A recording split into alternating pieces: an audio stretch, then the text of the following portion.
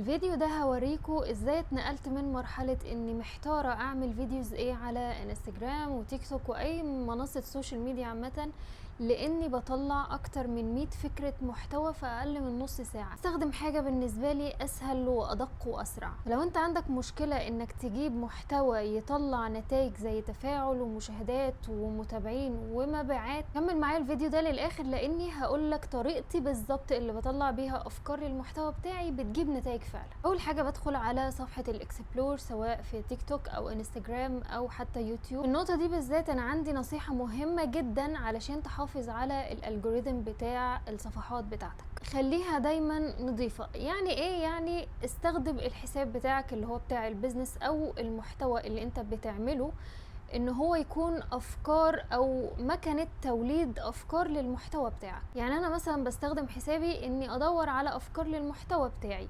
فبشوف وبتفاعل وبحفظ المحتوى اللي نفس الحاجة اللي انا بعملها. بتعمل حساب شخصي تاني علشان تعمل سكرولينج للحاجات اللي انت بتحبها، عشان تخلي الالجوريثم مركزة جدا مع حسابك وتطلع لك الحاجات وتطلع لك افكار مشابهة للمجال او البيزنس بتاعك، فما يكونش فايتك اي حاجة. طيب بما ان الالجوريثم خلاص بقى مظبوط، فانا طول اليوم بشوف افكار تعجبني بحفظ اللينك بتاعها. كده بفتح تطبيق تريلو. انت ممكن تستخدم اي تطبيق انت بتحبه زي نوشن، زي اي تطبيق عادي جدا انت بتحبه بتعرف تتعامل معاه بسهولة. برمي فيه اي لينك فيديو الفكرة بتاعته عجباني وعاوزة اعمل زيها في المستقبل. لكم ازاي بالطريقة دي مش بس بنظم الافكار بتاعتي، ولكن بتخليني اطلع افكار جديدة. بعدها افتح اي برنامج AI سواء كلود AI، بترتاح مع شات جي بي تي، نوشن AI، اي برنامج AI انت بتحب تتعامل معاه. هما بيكون عندهم ذاكرة لكل حاجة انت بتدخلها لهم. افكار للمحتوى اللي انت كتبتها قبل كده، سواء السكريبتات اللي انت اديتها له، كل المشاريع والملفات واللينكات اللي انت برضو حطيتها له في اي شات، هو بيحتفظ بكل حاجة، فبيساعدك تطلع محتوى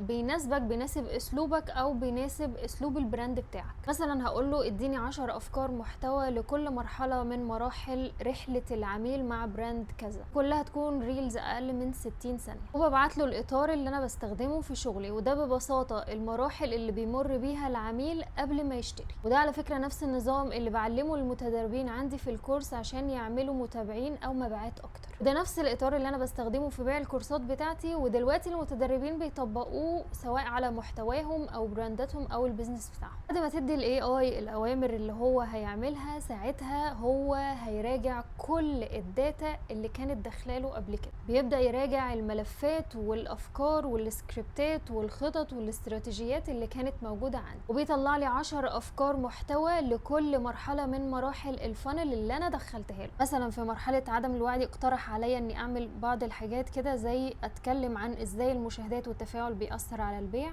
او اني اصحح مفاهيم غلط عن التسويق بالمحتوى، او اني اتكلم على علامات في المحتوى بتدل ان في مشكله. في مرحله الوعي بقى اقترح عليا حاجات مختلفه تماما، زي اني اتكلم عن ازاي يزودوا المشاهدات والتفاعل، او اتكلم عن طرق ترفع المبيعات، او اتكلم كمان عن فوائد انك تعتمد على فانل واضحه ومباشره لتحقيق النتائج. طبعا الافكار دي مناسبه تماما مع الفانل اللي انا بستخدمها. بعد كده بجمع الافكار اللي عجبتني وحابه انفذها، بحطهم في محتوى الشهر وببدا ارتبهم، وبكده يكونوا جاهزين للسكريبت. بعد لما اخلص كتابه السكريبت بتاعت الافكار اللي انا هصورها، خلاص بحط الحاجات اللي انا كتبتها اوريدي في كارت تانية علشان اعرف ان دول جاهزين للتصوير. عندي كمان تصنيفات تانية للمحتوى زي تنوع المحتوى، يعني فعندي محتوى ترفيهي، محتوى ريليتابل مع الناس بيجيب مشاهدات اكتر، محتوى ترويجي، محتوى كواليس او ستوري تيلينج مثلا، او تعليمي او بيعي مباشر. من السلسله الثابته عندي بعمل سلسله فيديوهات اسمها فيسلس كونتنت، فبجمع لها افكار بحفظهم في مكان واحد. يساعدني خلال الاسبوع يكون عندي تنوع في المحتوى. بدخل بس بختار نوع واحد من كل تصنيف، فبنزل مثلا في يوم فيديو ترفيهي او ترند، يوم تاني بختار مثلا فيديو من الكواليس، يوم تالت بتكلم عن فيديو تعليمي او عن الكورس بتاعي او محتوى الكورس بتاعي ايه. وانا شايفه ان دي طريقه فعاله جدا علشان يبقى عندك استراتيجية محتوى متوازنة، خصوصا لو انت براند بتبيع منتجات. السبب اللي خلاني انظم المحتوى بتاعي بالطريقه دي هي انها بتقلل لي الاحساس بالضغط جدا. مثلا لو جه وقت التصوير انا ما بكونش متوتره خالص، كل اللي بعمله اني بفتح قسم افكار المحتوى بتاعه الشهر، بختار الفيديوهات اللي عليها تصوير. ولو جه وقت كتابة السكريبتنج فانا بفتح بس القسم بتاعها وبكتب السكريبت او الافكار اللي هي عليها الدور ان هي تتصور. طريقة التنظيم دي ساعدتني جدا في الاكونتس بتاعتي كبراند شخصي او البيزنس بتاعي. لو حابين تشوفوا الكورس اللي بيوصلكم لكل ده بسهولة وتدرسوا فيه الفانل كاملة اللي انا اتكلمتكم عليها في الفيديو، تدرسوا فيه محتوى وتسويق وبيزنس، فهو دورة شاملة، وبالمناسبة نازل عليه خصم حلو قوي 50%، فهتلاقوا لينك الويب سايت هسيبه لكم في صندوق الوصف. لو حابين الفيديو الجاي نتكلم عن اسرع طريقة